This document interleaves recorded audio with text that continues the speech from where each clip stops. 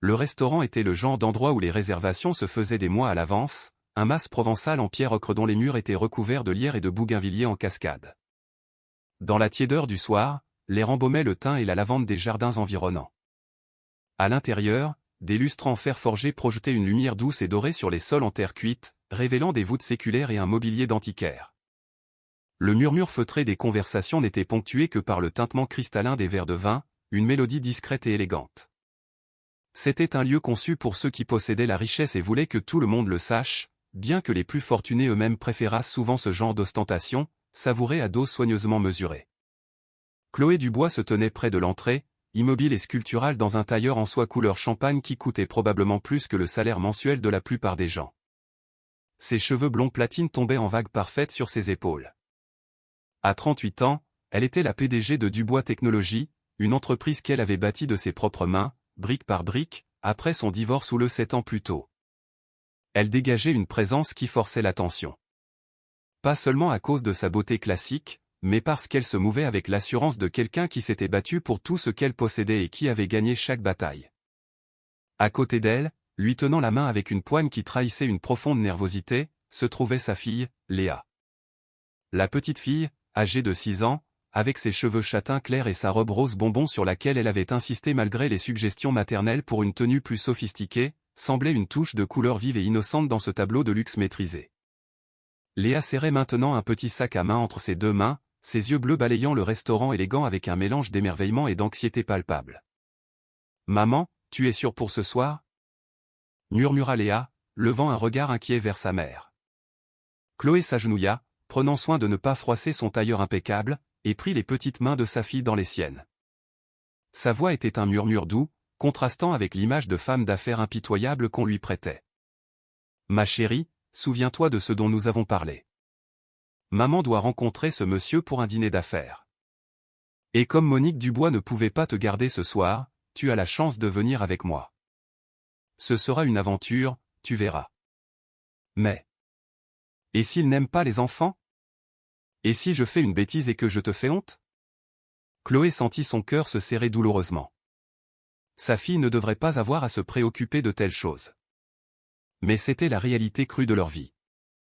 Chloé, jonglant constamment entre son rôle de PDG à succès et celui de mère présente, et Léa, portant le poids d'être l'enfant d'une personne constamment sous les feux des projecteurs. « Tu ne pourrais jamais me faire honte », déclara fermement Chloé, son regard se faisant intense. « Tu es la meilleure chose qui me soit arrivée dans la vie. Et si ce monsieur le roi ne comprend pas qu'une mère doit parfois amener sa fille à dîner, alors il ne vaut de toute façon pas la peine que nous fassions affaire avec lui. » La vérité, c'était que Chloé redoutait ce dîner. Stéphane Leroy était un investisseur potentiel, un homme dont le soutien financier pourrait propulser Dubois Technologies dans une nouvelle stratosphère. Mais il avait clairement indiqué qu'il préférait les cadres informels pour les discussions d'affaires, et ce soir était la seule soirée où il était disponible pour les 2 prochains mois. La babysitter habituelle de Chloé s'était désistée à la dernière minute, et elle n'avait eu d'autre choix que d'emmener Léa. La maîtresse d'hôtel les conduisit à leur table réservée, et Chloé remarqua les regards subtils des autres clients. Elle était habituée à être reconnue, habituée au chuchotement qui la suivait comme une ombre. C'est Chloé Dubois, la reine de la tech. Celle qui... Elle savait ce qu'il disait d'elle. Impitoyable, ambitieuse, froide. Le divorce d'avec le père de Léa avait été public et sordide, avec des accusations mutuelles qui avaient éclaboussé les pages des journaux économiques comme celles des magazines à potins. Que Chloé avait privilégié son entreprise à son mariage. Qu'elle était impossible à vivre. Qu'elle avait changé une fois qu'elle avait goûté au succès. Une partie était vraie, une autre non. Mais Chloé avait appris à se forger une carapace. Elle avait une fille à élever et une entreprise à diriger. Les opinions des autres ne pouvaient pas entrer en ligne de compte dans ses décisions. Elles s'assirent à la table et Chloé commanda une eau pétillante pour elle-même et une limonade pour Léa.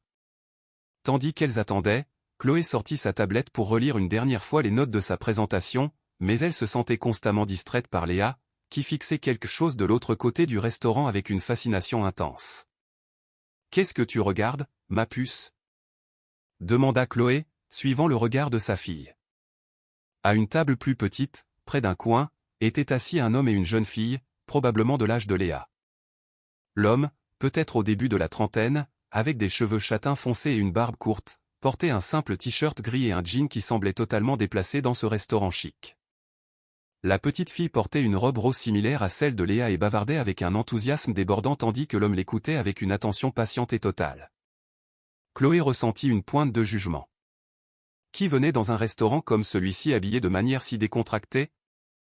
Mais ensuite, elle vit la façon dont l'homme regardait sa fille, la dévotion absolue dans ses yeux, la manière dont il se penchait pour entendre chaque mot qu'elle prononçait comme si rien d'autre au monde n'avait d'importance, et elle sentit quelque chose se tordre dans sa poitrine.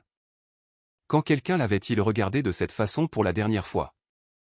Quand s'était-elle sentie pour la dernière fois le centre du monde de quelqu'un? La robe de cette fille est comme la mienne, observa Léa. Je peux aller lui dire bonjour? Léa, on n'aborde pas les inconnus comme ça. Mais Léa glissait déjà de sa chaise et se dirigeait vers l'autre table avec la détermination d'un enfant de 6 ans en mission.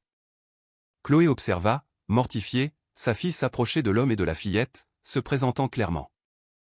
La petite fille en robe rose s'illumina immédiatement, et les deux enfants commencèrent à discuter comme de vieilles amies. Chloé se leva pour récupérer sa fille et s'excuser. Mais en s'approchant, elle entendit l'homme dire d'une voix chaude et bienveillante, « Eh bien, Manon, on dirait que tu t'es fait une nouvelle amie. C'est le meilleur côté des sorties au restaurant, n'est-ce pas? Rencontrer des gens sympathiques. » Bonsoir, dit Chloé en arrivant à la table. Je suis vraiment désolée. Ma fille oublie parfois les notions de limite personnelle. Léa, reviens à notre table, s'il te plaît. Mais l'homme souriait, et c'était un sourire authentique, pas l'expression polie mais froide que Chloé recevait habituellement des étrangers. Il n'y a aucun problème. Je suis Lucas, et voici ma fille, Manon. Elle espérait rencontrer quelqu'un de son âge ce soir. Nous ne sortons pas très souvent dans des restaurants aussi chics, et elle était un peu nerveuse à l'idée d'être la seule enfant ici. Chloé remarqua que les vêtements de Lucas, bien que propres, étaient légèrement usés. La montre à son poignet était un modèle basique, rien à voir avec les pièces d'horlogerie coûteuses que la plupart des hommes de ce restaurant arboraient probablement. Ses mains portaient des callosités qui suggéraient un travail manuel. Et quand il avait mentionné ne pas sortir souvent dans des restaurants comme celui-ci, il n'y avait aucune honte dans sa voix, juste une simple honnêteté désarmante. « Je suis Chloé, dit-elle en tendant la main. Et voici Léa. Nous attendons quelqu'un, en fait, donc je devrais retourner à notre table. Mais c'était un plaisir de vous rencontrer. » Le plaisir était pour moi, dit Lucas en lui serrant la main, sa prise ferme mais non agressive. Léa, c'était très agréable de te rencontrer. Peut-être que toi et Manon pourrez vous faire des signes de la main depuis vos tables. Léa rayonna à cette suggestion et suivit à contre-cœur Chloé jusqu'à leur siège. Dès qu'elles furent assises, Léa commença immédiatement à parler à toute vitesse. Maman. Manon a 6 ans comme moi et elle aime les mêmes livres que moi et son papa est un ouvrier du bâtiment qui construit des maisons et ils sont là pour une fête spéciale parce que Manon a eu que des A sur son bulletin scolaire et... C'est merveilleux, ma chérie, dit Chloé, n'écoutant qu'à moitié en consultant sa montre. Stéphane Leroy avait maintenant 15 minutes de retard. Mais souviens-toi que nous sommes ici pour ma réunion de travail, nous devons donc nous concentrer là-dessus. Est-ce que la personne de ta réunion sera gentille comme le papa de Manon? Chloé marqua une pause. L'innocence de la question la frappa. Je ne sais pas, ma puce. Nous nous rencontrons pour parler d'affaires, pas pour nous faire des amis. Ça a l'air triste. Le papa de Manon dit que les meilleures affaires se font quand on se fait des amis aussi. Chloé ressentit une pointe de quelque chose. De la culpabilité. Du regret. Elle avait bâti son entreprise sur des négociations dures et des stratégies intelligentes, pas en se faisant des amis. C'était peut-être pour ça qu'elle était ici seule, à l'exception de sa fille de 6 ans. C'était peut-être pour ça que son mariage avait échoué. C'était peut-être pour ça qu'elle restait éveillée certaines nuits dans sa luxueuse maison de campagne, avec le sentiment qu'il manquait quelque chose d'essentiel à sa vie. Stéphane Leroy arriva avec 25 minutes de retard, débitant des excuses qui ne sonnaient pas tout à fait sincères. La cinquantaine, il portait un costume cher et le genre de montre qui coûtait plus cher qu'une voiture.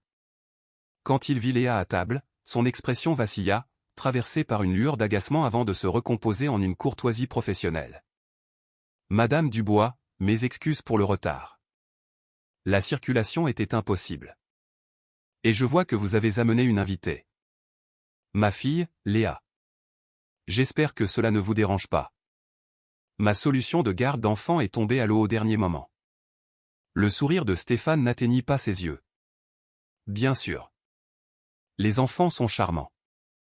La façon dont il le dit indiquait clairement qu'il les trouvait tout sauf charmants. Et au fur et à mesure que le dîner avançait, Chloé se sentit de plus en plus mal à l'aise. Stéphane lui parlait au lieu de parler avec elle, jetait à peine un regard à Léa, sauf pour paraître agacé lorsqu'elle posait des questions à voix basse, et son intérêt pour Dubois Technologies semblait au mieux superficiel. Au milieu du plat principal, un bœuf bourguignon qui embaumait la pièce, Léa murmura « Maman, je dois aller aux toilettes ». Chloé commença à se lever, mais Stéphane fit un geste dédaigneux de la main. « S'il vous plaît, n'interrompez pas notre discussion. L'enfant peut y aller seul, n'est-ce pas ?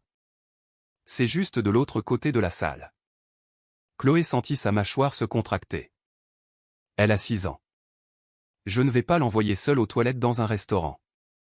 Vous êtes plutôt surprotectrice, n'est-ce pas ? C'est le problème avec les mères qui travaillent. Soit elles négligent leurs enfants, soit elles les étouffent. Pas de juste milieu. La colère monta en Chloé, une vague brûlante, mais elle garda sa voix maîtrisée, glaciale. Excusez-moi un instant. Elle prit la main de Léa et la conduisit vers les toilettes, son esprit composant déjà l'email poli mais ferme qu'elle enverrait demain pour décliner l'investissement de Stéphane. Elle n'avait pas assez besoin de son argent pour tolérer sa condescendance. En passant devant la table où Lucas et Manon étaient assis, Léa tira sur la main de Chloé. « Maman, je peux dire bonjour à Manon en revenant ?»« Bien sûr, ma chérie, mais rapidement. » Pendant que Léa utilisait les toilettes, Chloé attendit à l'extérieur, vérifiant son téléphone. Elle entendit un fracas provenant de la salle à manger principale, suivi de voix fortes. Curieuse et inquiète, elle se dépêcha de revenir. La scène qui s'offrit à ses yeux était surréaliste. Stéphane Leroy, le visage rouge de fureur, criait sur Lucas, qui lui avait apparemment renversé quelque chose dessus. Du vin, à en juger par la tache qui s'étendait sur la veste de costume coûteuse de Stéphane. Espèce d'idiot. Savez-vous combien coûte ce costume ? Plus que ce que vous gagnez en un mois, j'en suis sûr. Quel genre de maladroit. Je suis tellement désolé, disait Lucas, essayant d'aider mais se faisant repousser. Ma fille a voulu attraper quelque chose et a heurté mon bras. C'était un accident. Je paierai pour le nettoyage à sec, bien sûr. Le nettoyage à sec ne réparera pas ça. C'est ruiné. Avez-vous la moindre idée de qui je suis ? Chloé se retrouva à avancer avant même d'avoir pris la décision consciente d'intervenir. Monsieur Leroy, je crois que ce monsieur s'est excusé. Les accidents arrivent. Stéphane se tourna vers elle, le visage toujours empourpré de colère. Madame Dubois, cet individu a ruiné une veste de costume à 5 000 €. Des excuses me semblent difficilement suffisantes. Quelque chose se cristallisa à l'intérieur de Chloé. Elle regarda Lucas, qui se tenait là avec une dignité tranquille malgré le fait d'être publiquement réprimandé. Elle regarda Manon, qui pleurait doucement, clairement bouleversée que son dîner de fête spéciale se soit transformé en ce cauchemar. Elle regarda Stéphane avec son costume cher et son sentiment d'importance démesuré, et elle prit une décision. Monsieur Leroy, je pense que notre réunion d'affaires est terminée. Je n'accepterai pas votre offre d'investissement. Stéphane cligna des yeux, pris au dépourvu. Quoi ? À cause de ça ? Ne me dites pas que vous allez laisser un ouvrier maladroit ruiner une relation d'affaires lucrative. Non, dit calmement Chloé. J'y mets fin parce que vous m'avez montré qui vous êtes, et je ne fais pas affaire avec des gens qui traitent les autres avec mépris. Les accidents arrivent. La grâce et la compréhension sont ce qui séparent les gens décents des gens comme vous. Elle se tourna vers Lucas. J'aimerais payer pour les dommages causés à la veste de Monsieur Leroy. Et je voudrais m'excuser au nom de tous ceux qui pensent que la richesse leur donne le droit de maltraiter les autres. Lucas secoua la tête. Madame, c'est très gentil, mais c'était ma responsabilité. J'insiste. Chloé sortit son portefeuille et tendit à Stéphane plusieurs billets de 100 €. Cela devrait largement couvrir votre nettoyage à sec. Nos affaires sont terminées. Veuillez ne plus me contacter. Stéphane bafouilla, mais Chloé s'était déjà détournée. Elle ressentait quelque chose qu'elle n'avait pas ressenti depuis des années. Une colère juste au nom de quelqu'un d'autre. Pas une colère pour son propre bénéfice, mais une colère face à l'injustice. Léa était revenue et avait assisté à toute la scène. Elle alla immédiatement vers Manon et lui prit la main. « Ne sois pas triste. Ton papa n'a rien fait de mal. Ce monsieur était juste méchant. » Chloé regarda Lucas, qui se tenait toujours là, l'air un peu sonné. « Je suis désolé que vous ayez eu à subir ça. Ça va? Oui. Oui. Merci pour ce que vous avez fait. Vous n'aviez pas à intervenir. Je le voulais. J'aurais dû tourner les talons à cet homme dès l'instant où il a insulté ma fille. Je regrette juste de ne pas l'avoir fait plus tôt. » Lucas lui offrit un sourire sincère, un de ceux qui atteignent les yeux et les font plisser au coin. « Vous avez une fille très gentille. » Elle et Manon semblent s'être bien entendues. Chloé regarda les deux petites filles qui étaient maintenant assises ensemble à la table de Lucas, Manon montrant à Léa le diplôme de son école qu'elle avait obtenu pour son bulletin scolaire. « C'est vrai, » acquiesça Chloé.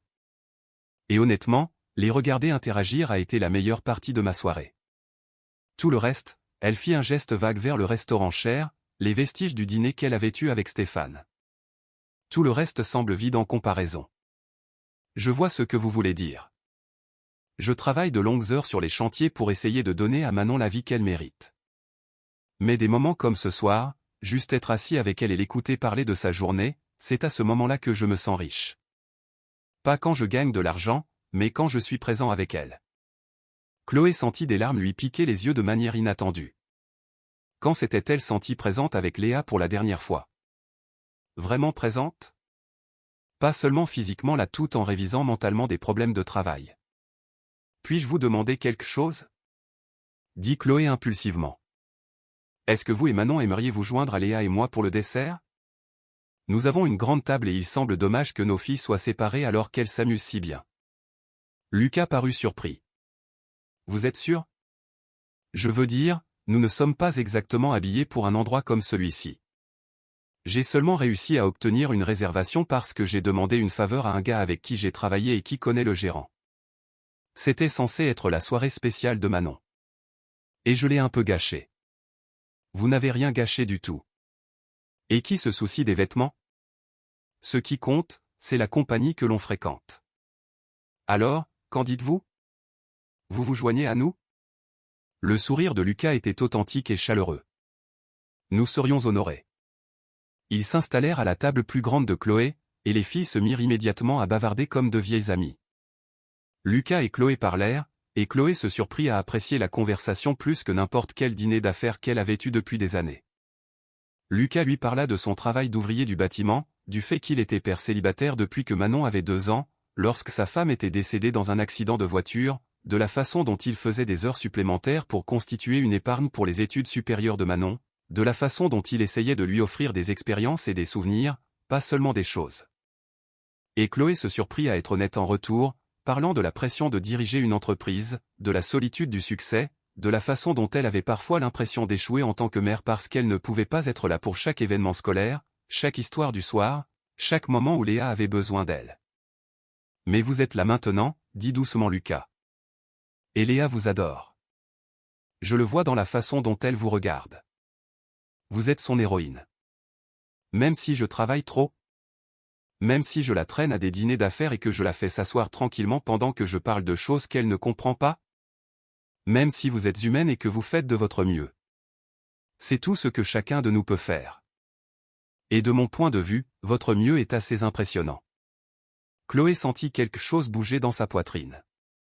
Cet homme, cet ouvrier du bâtiment qui venait d'être rabaissé par quelqu'un qui pensait que la richesse équivalait à la valeur, la regardait avec respect et admiration, non pas à cause de son entreprise ou de son argent, mais parce qu'il la voyait comme une personne, comme une mère faisant de son mieux. « Lucas, puis-je vous poser une autre question? » Bien sûr. Est-ce que vous et Manon aimeriez venir au parc avec nous demain? Léa me demande de l'Y emmener depuis des lustres, mais je n'arrête pas de repousser parce que j'ai du travail. Mais je pense que le travail peut peut-être attendre un samedi après-midi. Le sourire de Lucas illumina tout son visage. Nous adorerions.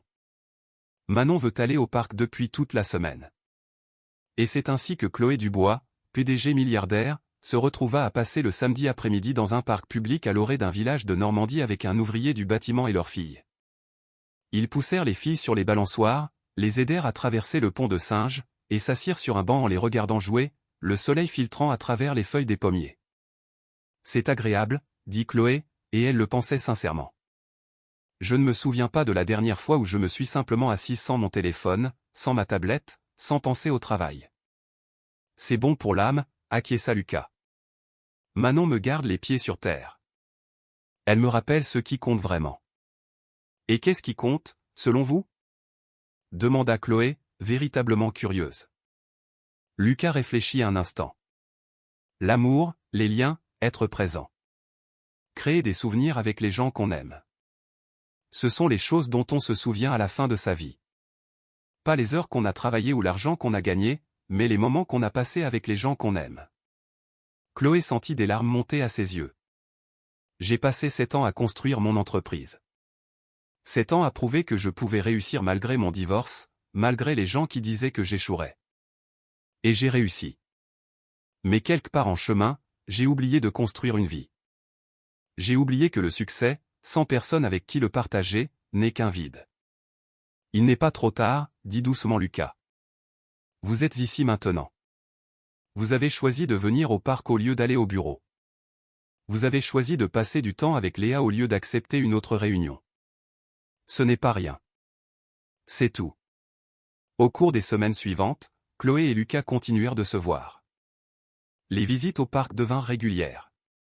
Ils emmenèrent les filles au musée, au zoo, chez le glacier, et Chloé se sentit changée. Elle commença à quitter le travail plus tôt. Elle cessa de vérifier ses emails pendant le dîner avec Léa. Elle refusa des réunions qui l'auraient empêchée d'assister aux événements scolaires de Léa. Son équipe de direction remarqua le changement. Certains s'inquiétaient qu'elle perde son mordant, mais d'autres, en particulier les femmes de son conseil d'administration, la prirent à part et lui dirent qu'elle semblait plus heureuse, plus équilibrée, plus humaine qu'un PDG robot. Et Lucas. Lucas devint quelque chose que Chloé n'avait pas prévu. Pas seulement un ami, mais quelqu'un qu'elle avait hâte de voir. Quelqu'un dont l'opinion comptait. Quelqu'un qui la faisait rire, réfléchir et ressentir des choses qu'elle n'avait pas ressenties depuis des années. 6 mois après ce dîner fatidique, Lucas demanda à Chloé si elle aimerait dîner avec lui. Juste 2. Pendant que Manon et Léa feraient une soirée pyjama dans la luxueuse maison de campagne de Chloé avec une babysitter de confiance. Comme un rendez-vous galant ? demanda Chloé, se sentant étrangement nerveuse. Comme un rendez-vous galant, confirma Lucas avec un sourire. Ils allèrent dans un petit bistrot de quartier. Rien de sophistiqué, juste de la bonne nourriture et une bonne conversation. Et autour de quelques crêpes et d'un verre de vin, Chloé se retrouva à raconter à Lucas des choses qu'elle n'avait jamais dites à personne. Ses peurs, ses insécurités, ses regrets. Comment le succès avait eu un coup, le coup de presque tout le reste. Comment elle avait été tellement concentrée sur le fait de prouver à tout le monde qu'ils avaient tort qu'elle avait oublié de se demander vers quoi elle travaillait réellement. J'ai passé 7 ans à être en colère, dit Chloé, sa voix à peine un murmure. En colère contre mon ex-mari, contre la presse, contre tous ceux qui doutaient de moi. Cette colère m'a alimenté, elle a construit mon empire. Mais elle m'a aussi consumé. J'ai construit une forteresse et je me suis enfermé à l'intérieur. Lucas posa sa main sur la sienne, par-dessus la nappe à carreaux rouges et blancs. Sa main était chaude et forte. Les forteresses peuvent avoir des portes. Il suffit parfois que quelqu'un vous montre où elle se trouve. Chloé le regarda, et pour la première fois depuis des années, elle ne vit pas un investisseur à convaincre, un rival à battre, ou un employé à diriger. Elle vit un homme bon, un père aimant, et peut-être, juste peut-être, le début d'une vie qu'elle n'avait pas encore eu le courage de construire. Et elle lui sourit, un sourire vrai et sans défense, sentant les murs de la forteresse commencer enfin à s'effriter.